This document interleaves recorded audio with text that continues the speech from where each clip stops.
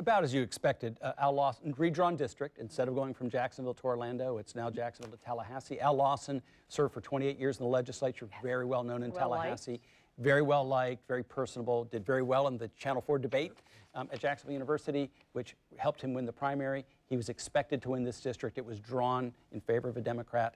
And so he, like John Rutherford, both new freshman congressmen going to Congress come January. And of course, it's built on seniority, so they're going to need to hit the ground running. Well, and let me speak to that point. I've talked to both of them recently, and they're already making their plans. I know John Rutherford, as he watches results tonight, is already planning tomorrow. They're going to find out, okay, go to Washington when? It may be as soon as Thursday to be able to start get their feet rolling, or get their feet on the ground. Yeah. And already those two campaigns, I'm sure those two future legislators are making their plans on who's going to be in position and talking to folks about utilizing skills, since they're freshmen in Washington, people who have already been there or who know how to get things done in Washington, D.C. Finding out how small their offices are going to be as freshman Democrat and a freshman Republican. That's right. Andrew Crenshaw. In the basement.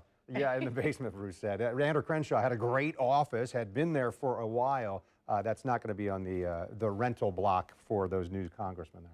I think they're both very approachable, by the way. Al Lawson had a reputation in the Florida legislature of being very approachable, of working across the aisle.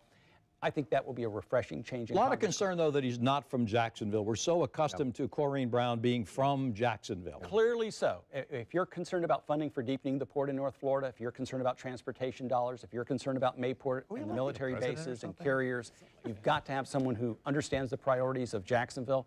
So it's part of our job is to make sure, the North Florida job is to make sure that Al Lawson is familiar with those priorities.